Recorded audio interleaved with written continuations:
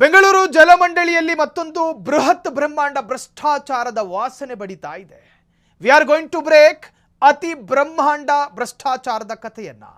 ಲೂಟಿ ಹೊಡೆಯೋದಕ್ಕೆ ಮತ್ತೊಂದು ಯೋಜನೆ ರೆಡಿ ಮಾಡ್ತಾ ಹಾಗಾದ್ರೆ ಜಲಮಂಡಳಿ 1800 ಕೋಟಿ ಯೋಜನೆಯ ಟೆಂಡರ್ ಅಭಿವೃದ್ಧಿಯೇ ಕಮಿಷನ್ ಆಸೆಗೋ ಅಥವಾ ಅಭಿವೃದ್ಧಿ ಮಾಡೋದಕ್ಕೂ ಅರ್ಥ ಆಗ್ತಾ ಇಲ್ಲ. ಲೂಟಿ ಹೊಡೆಯೋದಕ್ಕೆ ಮತ್ತೊಂದು ಯೋಜನೆ ರೆಡಿ ಮಾಡ್ತಾ ಜಲಮಂಡಳಿ ಕ್ವಶ್ಚನ್ ಮಾರ್ಕ್. ಒಂದೆರಡಲ್ಲ 1800 ಕೋಟಿ ಯೋಜನೆಯ ಟೆಂಡರ್ ಅಭಿವೃದ್ಧಿಗೋ ಅಥವಾ ಕಮಿಷನ್ ಪಡೆದುಕೊಳ್ಳೋದಕ್ಕೋ.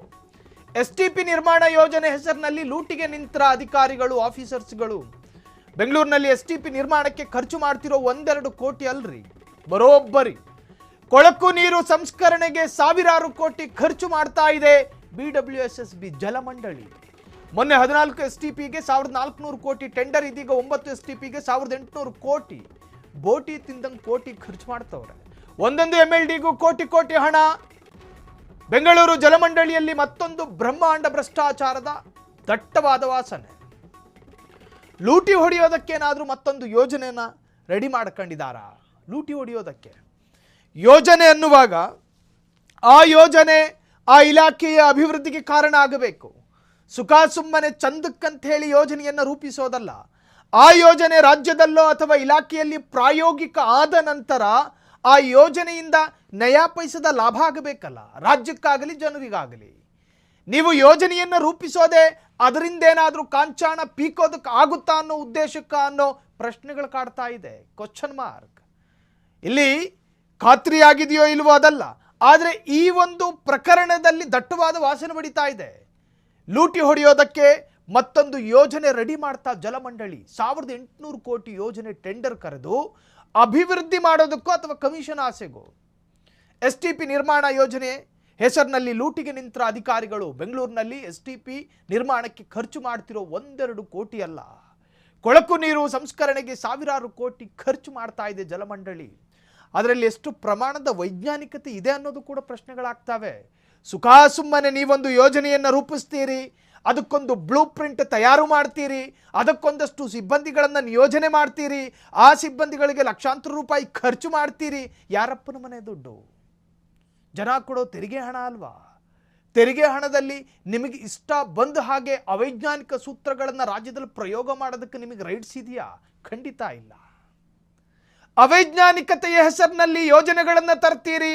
ಆ ಯೋಜನೆಗಳಿಂದ ರಾಜ್ಯಕ್ಕೋ ಜಿಲ್ಲೆಗೋ ತಾಲೂಕಿಗೋ ನಗರಕ್ಕೋ ನಯಾ ಪೈಸದ ಪ್ರಯೋಜನ ಇಲ್ಲ ಅಂದರೆ ಆ ನಿಮ್ಮ ಯೋಜನೆಯನ್ನು ಮಂಗಳೂರು ಸಮುದ್ರಕ್ಕೆ ಹಾಕಿ. ಕೋಟಿ ಖರ್ಚು ಮಾಡ್ತಾ ಇದೆ ಜಲಮಂಡಳಿ. ಮೊನ್ನೆ 14 STPಗೆ 1400 ಕೋಟಿ ಟೆಂಡರ್, ಇದೀಗ 9 STPಗೆ 1800 ಕೋಟಿ ಟೆಂಡರು. ಒಂದೊಂದು MLDಗೂ ಕೋಟಿ ಹಣ ಸುರಿತಾ ಇದೆ ಜಲಮಂಡಳಿ. ಒಟ್ಟಾರೆ ಈ ಒಂದು ವಿಚಾರಕ್ಕೆ ಸಂಬಂಧಪಟ್ಟ ಹಾಗೆ ಕೆದಕ್ತಾ ಹೋದರೆ ಬೆಚ್ಚಿ ಬೀಳಿಸುವಂಥ ಇನ್ಫಾರ್ಮೇಷನ್ಗಳು ಸಿಗ್ತಾ ಇದೆ. ಹಾಗಾದರೆ ಈ ಪ್ರಕರಣದ ಮತ್ತಷ್ಟು ಅಪ್ಡೇಟ್ಸ್ಗಳನ್ನು ನಾವು ನೋಡೋದಾದರೆ, ಜಲಮಂಡಳಿ STP ನಿರ್ಮಾಣ ಹೆಸರಿನಲ್ಲಿ ನಡೀತಾ ಇದೆ ಭಾರಿ ಗೋಲ್ಮಾಲ್. ಅಧಿಕಾರಿಗಳ ಭ್ರಷ್ಟಾಚಾರ ಖಯಾಲಿ, ಜಲಮಂಡಳಿ ದಿವಾಳಿ. ಅವರಿಗೆ ಇದೊಂಥರದ್ದು ಖಯಾಲಿ. STP ನಿರ್ಮಾಣ ಅಧಿಕಾರಿಗಳ ಪಾಲಿಗೆ ಚಿನ್ನದ ಮೊಟ್ಟೆ ಇಡೋ ಕೋಳಿನ. ಇಂಡಿಯನ್ ಸ್ಟ್ಯಾಂಡರ್ಡ್ ಪ್ರಕಾರ ಎಷ್ಟು ಖರ್ಚು ಮಾಡಬೇಕು ಗೊತ್ತಾ? ಮಾನದಂಡಗಳಿದ್ದಾವೆ. ಬೇರೆ ರಾಜ್ಯದಲ್ಲಿ ಒಂದು MLDಗೆ 50 ಲಕ್ಷದಿಂದ 1 ಕೋಟಿ ಖರ್ಚು ಬೇರೆ ರಾಜ್ಯಕ್ಕೆ ಹೋಲಿಸಿದ್ರೆ. ಆದರೆ ಬೆಂಗಳೂರು ಜಲಮಂಡಳಿಯಲ್ಲಿ ಪ್ರತಿ MLDಗೆ 4ರಿಂದ 5 ಕೋಟಿ ಖರ್ಚು. ನಿಮ್ಮಿಂದ ಬೇರೇನಾಗ್ತಾ ಇಲ್ಲ, ಬೇರೇನು ವಿಸ್ಮಯ ಆಗ್ತಾ ಇಲ್ಲ. ಕರ್ನಾಟಕದಲ್ಲಿ ಬೇರೆ ರಾಜ್ಯದಲ್ಲಿ 50 ಲಕ್ಷನೋ 1 ಕೋಟಿ ಒಳಗೆ ಮುಗಿಯುವಂತಹ ಯೋಜನೆಗಳು ನಮ್ಮ ಕರ್ನಾಟಕಕ್ಕೆ ಆ ಯೋಜನೆ ಪ್ರಾಯೋಗಿಕವಾಗಿ ಬಂದಾಗ ಅದಕ್ಕೆ ಯಾಕೆ 5-6 ಕೋಟಿ ಖರ್ಚಾಗುತ್ತೆ? ಈ ದುಂದು ವೆಚ್ಚಗಳು ಯಾಕೆ? ಜಲಮಂಡಳಿಯಲ್ಲಿ ವಿಶೇಷವಾದಂತಹ ಮಾಯಾಜಾಲ ಇಂದ್ರಜಾಲ ಏನಿಲ್ವಲ್ಲ ಕರ್ನಾಟಕದಲ್ಲಿ. ಪದೇ ನೀರಿನ ಬಿಲ್ ಜಾಸ್ತಿ ಆಗುತ್ತೆ. ಇನ್ನು ಜಲಮಂಡಳಿಯಲ್ಲಿ ಅಭಿವೃದ್ಧಿಗೆ ಅಂಥೇಳಿ ನೀವು ತೆಗೆದುಕೊಳ್ಳಲಾದ ಯೋಜನೆಗಳೇನು ಶ್ಲಾಘನೆಗೇನು ಅರ್ಹ ಆಗಿಲ್ಲ ಈವರೆಗೂ ಕರ್ನಾಟಕದ ಇತಿಹಾಸದಲ್ಲಿ. ಯಾವಾಗ ನೋಡಿದ್ರು ಖಜಾನೆಯಲ್ಲಿ ದುಡ್ಡಿಲ್ಲ, ನಾವೇನು ಮಾಡೋಣ? ಈ ತರಹದ್ದೊಂದು ಪರಿಸ್ಥಿತಿ ಮತ್ತು ಕರ್ಮ ಜಲಮಂಡಳಿಯಲ್ಲಿ ಇರುವಾಗ ನೀವು ತೆಗೆದುಕೊಳ್ಳುವ ಪ್ರತಿ ಕಾರ್ಯಕ್ಕೂ 4-6 ಕೋಟಿ ಖರ್ಚು ಮಾಡ್ತೀರಿ. ಎಷ್ಟು ಖರ್ಚು ಮಾಡಬೇಕು ಅನ್ನೋದಕ್ಕೂ ಒಂದು ಮಾನದಂಡ ಇದೆ, ಸ್ಟ್ಯಾಂಡರ್ಡ್ಸ್ ಇದ್ದಾವೆ. ಅದಕ್ಕೊಂದು ನಿಮಗೆ ಮಾರ್ಗಸೂಚಿಗಳಿದ್ದಾವೆ, ಗೈಡ್ಲೈನ್ಸ್ಗಳನ್ನು ನೀವು ಫಾಲೋ ಮಾಡಬೇಕು. ಯಾವುದನ್ನು ಮಾಡದೆ ನಿಯಮ ಉಲ್ಲಂಘನೆ ಮಾಡ್ತೀರಿ, ನಿಯಮಗಳನ್ನು ಲಂಘಿಸಿ ನೀವು ಪ್ರಾಯೋಗಿಕ ಕಾರ್ಯಕ್ಕೆ ಕೈ ಹಾಕ್ತೀರಿ ಅನ್ನೋದಾದರೆ ನೀವಿದರಿಂದ ಏನೋ ನಿರೀಕ್ಷೆ ಮಾಡ್ತಾ ಇದ್ದೀರಿ. ನಿಮ್ಮ ಅಪೇಕ್ಷೆಗಳೇನೋ ಇದೆ. ಇಂಡಿಯನ್ ಸ್ಟ್ಯಾಂಡರ್ಡ್ ಪ್ರಕಾರ ಎಷ್ಟು ಖರ್ಚು ಮಾಡಬೇಕು ಗೊತ್ತಾ? ಬೇರೆ ರಾಜ್ಯದಲ್ಲಿ ಒಂದು MLDಗೆ 50 ಲಕ್ಷದಿಂದ 1 ಕೋಟಿ ರೂಪಾಯಿ ಒಳಗಾಗಿ ಖರ್ಚಾಗುತ್ತೆ. ಆದರೆ ಬೆಂಗಳೂರು ಜಲಮಂಡಳಿಯಲ್ಲಿ ಪ್ರತಿ MLDಗೆ ಖರ್ಚಾಗೋದು 4 ರಿಂದ 5 ಕೋಟಿ ಖರ್ಚು. ಕೆಲ ತಿಂಗಳ ಹಿಂದೆ 110 ಹಳ್ಳಿಗಳಲ್ಲಿ ಟೆಂಡರ್ ಮಾಡಿದ್ದ ಜಲಮಂಡಳಿ 14 STPಗಳಿಗೆ 1400 ಕೋಟಿ ಟೆಂಡರ್ ಮಾಡಿದ್ದ ಮಂಡಳಿ ಹಣ ಇಲ್ಲದ್ರೂ ವಿಶ್ವ ಬ್ಯಾಂಕ್ನಿಂದ ಸಾಲ ಪಡೆದು 14 STP ಟೆಂಡರ್ ಕರೆಯಲಾಗಿತ್ತು. ಬೊಕ್ಕಸದಲ್ಲಿ ಹಣ ಇಲ್ಲ, ಬ್ಯಾಂಕಲ್ಲಿ ಸಾಲ ಪಡೆದು ಆ ಟೆಂಡರನ್ನು ಕರೆಯಲಾಗಿತ್ತು. ಒಟ್ಟಾರೆ ಈ ಒಂದು ಯೋಜನೆಯಲ್ಲಿ ಏನೋ ಸಮಥಿಂಗ್ ಇದೆ ಅನ್ನುವಂಥ ಅನುಮಾನಗಳು ಮೂಡ್ತಾ ಇದೆ. ಅನುಮಾನ ಮೂಡೋದೇನು ಅಪರಾಧ ಅಲ್ವಲ್ಲ. ಇದರಲ್ಲೊಂದೇನೋ ಆಗ್ತಾ ಇದೆ ಎಂದು ಸದ್ದಾದಾಗ ಅದರಿಂದಾಗಬಹುದಾದ ಅನಾಹುತ ತಪ್ಪಬಹುದು ಎಂಬ ಕನ್ಸರ್ನ್ ಆಧಾರದಲ್ಲಿ ಹಾಗಾದರೆ BWSSBಯಲ್ಲಿ ಏನಾಗ್ತಾ ಇದೆ, ಯಾಕೆ ಒಂದು ಯೋಜನೆಗೆ ಕಂಪ್ರೆಸ್ ಮಾಡಬೇಕಾಗಿದ್ದ ಕೋಟ್ಯಾಂತರ ರೂಪಾಯಿ ಹಣವನ್ನು ಯಾಕೆ ಅದನ್ನು ಹಿಂಗೆ ಎಳೆಯಲಾಗ್ತಾ ಇದೆ? ಕೋಟ್ಯಾಂತರ ರೂಪಾಯಿ ಖರ್ಚು ಯಾಕೆ? ಅನಾವಶ್ಯಕ, ಅನಿವಾರ್ಯ ಅಲ್ಲದೇ ಇದ್ರೂ ಕೂಡ ಯಾಕೆ ಖರ್ಚು ಮಾಡ್ತಾ ಇದ್ದಾರೆ? ಅದರಲ್ಲೇನೋ ಸ್ಪೆಲ್ಲಿಂಗ್ ರಾಂಗ್ ಇದೆ, ಯಾರೋ ಅದರಿಂದ ಏನೋ ಅಪೇಕ್ಷೆ ಮಾಡ್ತಾ ಇದ್ದಾರೆ. ಹಾಗಾದರೆ ಏನದು? ಹಾಗಾದರೆ BWSSBಯಲ್ಲಿ ನಡೆಯುತ್ತಿರುವ ಈ ಯೋಜನೆಯ ಕುರಿತು ಉಲ್ಬಣಗೊಂಡಿರುವ ಪ್ರಶ್ನೆಗಳೇನೇನು?